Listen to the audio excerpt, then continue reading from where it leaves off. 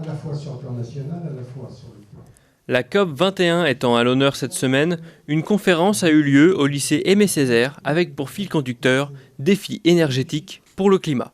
Cette réunion, présidée par Serge Poignant, a permis à l'assistance de mieux comprendre les enjeux locaux et mondiaux sur le réchauffement climatique. Eh bien, c'était une conférence qui était dans le cadre d'une réflexion du Conseil de développement du vignoble, commandé par le Pays du vignoble, le syndicat de pays, que j'ai eu le plaisir de présider il y a quelques années, et de façon à positionner les grands enjeux d'aujourd'hui entre le local, la région, la France bien sûr, l'Europe, et la COP 21, c'est-à-dire le monde.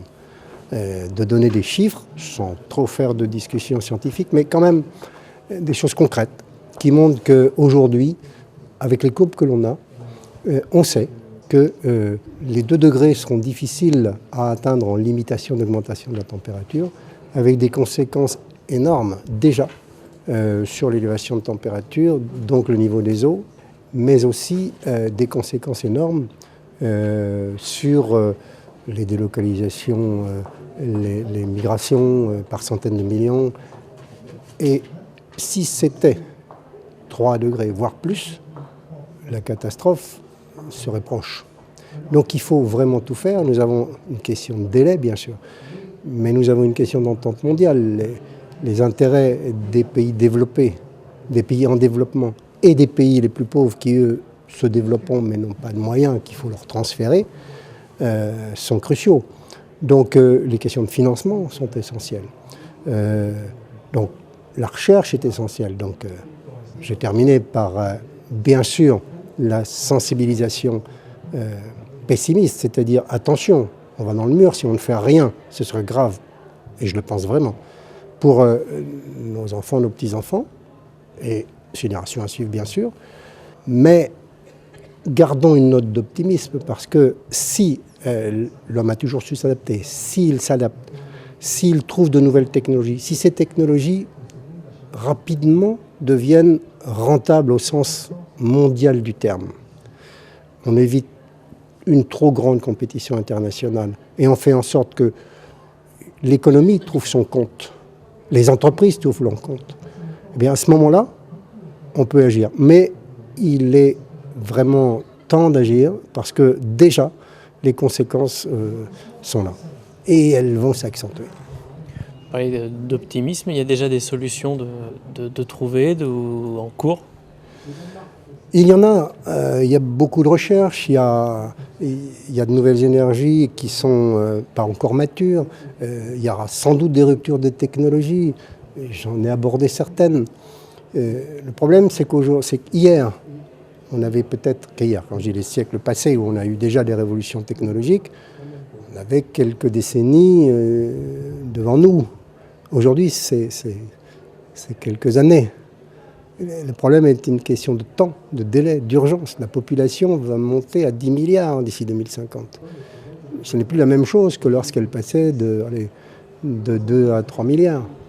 Aujourd'hui, nous avons un vrai problème de nourriture du monde. Si on a des problèmes d'inondation, de sécheresse extrême pour la nourriture, voire côtier pour les inondations, le problème, il est géopolitique. C'est-à-dire, oui, un peu d'optimisme parce que l'homme est capable de grandes choses, mais à condition qu'il y ait une entente mondiale d'engagement, parce que sinon, la compétition sera telle que le plus de l'homme deviendra un moins avec des catastrophes, des migrations, voire des guerres.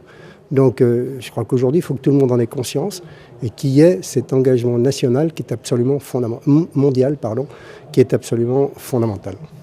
Cet engagement mondial part sur de bonnes bases ou il y a encore des mésententes? Il est parti pour la première fois sur des déclarations des chefs d'État,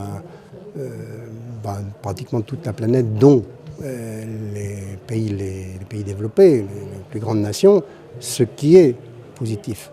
Maintenant, la discussion part sur un engagement universel. Je pense qu'il le sera.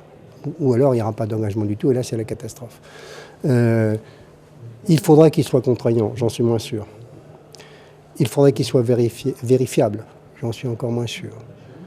Mais la dynamique va se faire, et cette dynamique se faisant, je crois que les États qui ne suivront pas, même s'ils ne le font pas aujourd'hui, seront amenés à le faire dans 5 ans, puisqu'il y aura révision tous les 5 ans. L'idéal aujourd'hui serait d'avoir un accord universel, différencié, parce qu'on ne peut pas demander la même chose aux pays qui ont déjà pollué, il faut qu'ils donnent plus. Les pays qui sont en voie de développement, et ne rien faire pour les pays peu développés qui, même s'il y a de nouvelles technologies, n'en bénéficieront pas parce qu'ils n'auront pas les moyens. Donc le problème est aussi un problème de financement. Il faut que tout le monde se mette d'accord sur un financement vers les pays les moins avancés. Et à partir de là, on peut bâtir quelque chose.